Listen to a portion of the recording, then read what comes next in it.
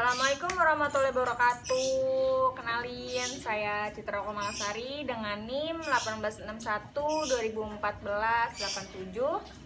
Dan saya Tony Effendi, NIM-nya 186 120 1720. Dan saya Cinta Nisa Fitri, NIM-nya 1861 2019 08.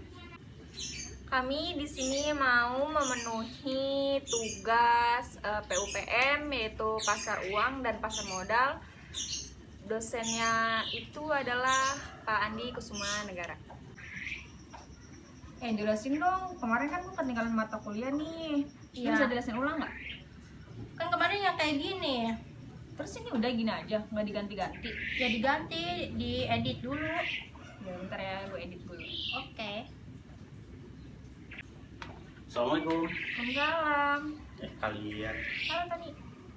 Bantuin cari gue solusi dong. Vaksin gue kan lumayan ya. Terus apa itu?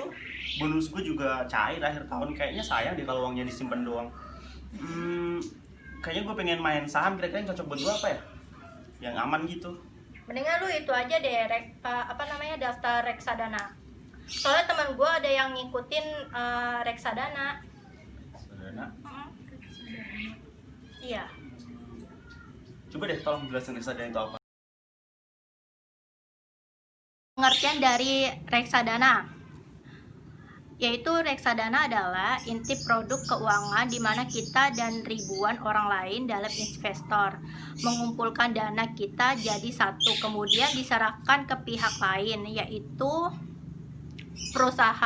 perusahaan yang menjadi manajer investasi untuk diinvestasikan ke berbagai instrumen keuangan lain, misalnya ke saham, obligasi, dan pasar uang. Nah, jenis reksadana menentukan kemana uang kita akan diinvestasikan. Indonesia ada 4 jenis reksadana yang bisa ditemui. 1. Reksadana pasar uang. Nah, uang kita akan diinvestasikan ke deposito dan sertifikat Bank Indonesia. Kedua, reksadana mendapatkan tetap. Mayoritas uang kita akan dimasuki ke obligasi atau surat hutang. 3. Reksadana saham. Nah, untuk jenis ini uang kita 80% ke atas akan dibelikan saham. Keempat, reksadana campuran. Nah, sesuai namanya, ini uang kita bisa masuk ke obligasi maupun saham dan deposito.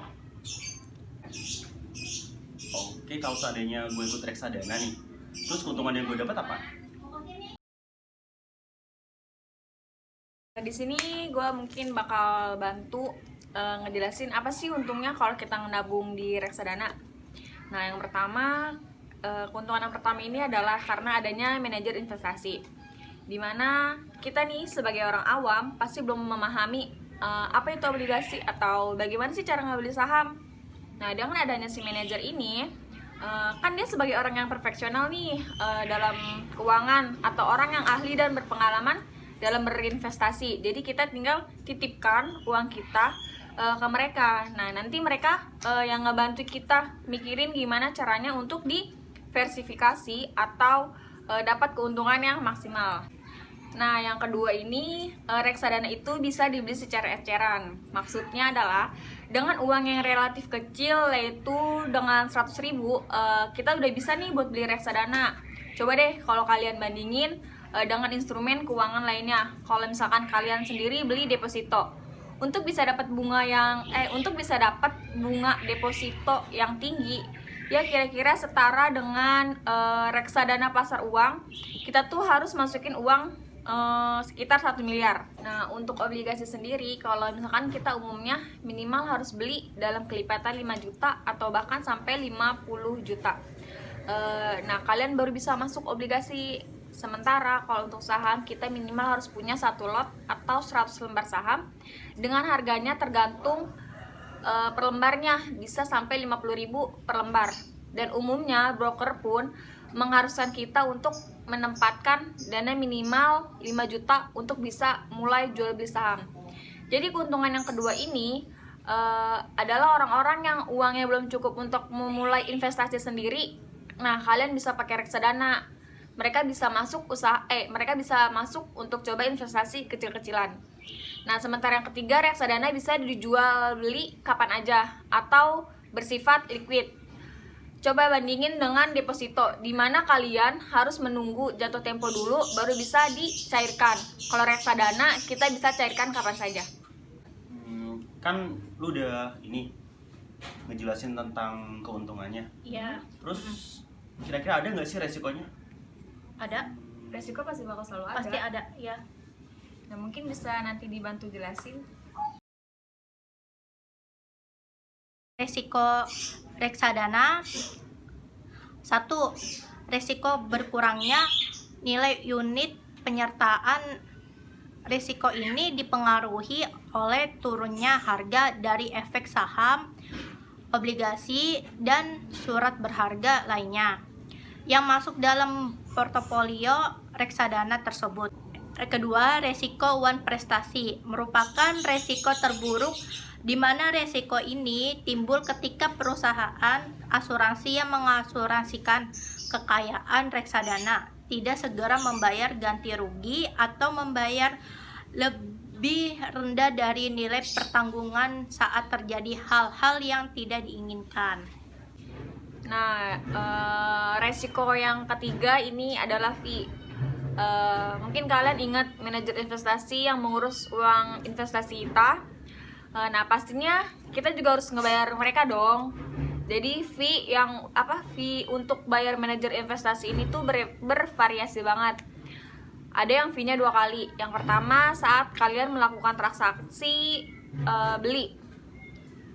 Umumnya itu dia 1-3%. Nah, kemudian nanti ada fee lagi nih di saat kalian menjual reksadana. Umumnya 0,5-1%. Nah, sebelum kalian membeli reksadana, alangkah baiknya untuk menghitung atau mengecek fee-nya ini berapa. Nah, yang keempat itu kinerja dari manajer investasi ini. Karena banyak juga manajer investasi yang kita pilih ini tuh tidak menghasilkan kinerja yang baik seperti yang kita inginkan sebelumnya. Tuh Tony, kita udah ngebantu ngejelasin apa itu tentang reksadana, mulai dari pengertiannya, terus jenis-jenis dari reksadana itu apa, kelebihan maupun kekurangannya. Nah, tinggal lu sendiri nih uangnya itu mau diinvestasiin kemana. Nah, semoga nanti maksudnya investasinya juga yang terbaik buat lu ke depannya. Tuh. Kalau gue sih juga sempat baca juga ya dari internet gimana daftar atau beli reksadana. Cara belinya itu kalau nggak salah ada 2. Yang pertama beli di bank, atau kayak kalian tuh bisa beli di Bank Mandiri atau BCA. Yang kedua itu ada sekuritas e-commerce. Contohnya itu kayak Bereksa, Tokopedia, iPod, dan Bibit. Nah, itu mungkin buat kalian juga nih yang mau daftar di reksadana, bisa ngebantu buat kalian lebih mudah. Pokoknya nabung di reksadana tuh nggak perlu nominalnya tinggi. Mulai dari nominal kecil aja dulu deh, mulai kalian investasi dari dana kecil. Nah, otomatis lama kelamaan siapa tahu investasi kalian bisa masuk ke saham yang lebih besar lagi. Nah, mungkin itu penjelasan dari kita mengenai apa itu reksadana, dan semoga video ini bermanfaat buat kalian yang mendengarkan. Sekian dari kita. Wassalamualaikum warahmatullahi wabarakatuh.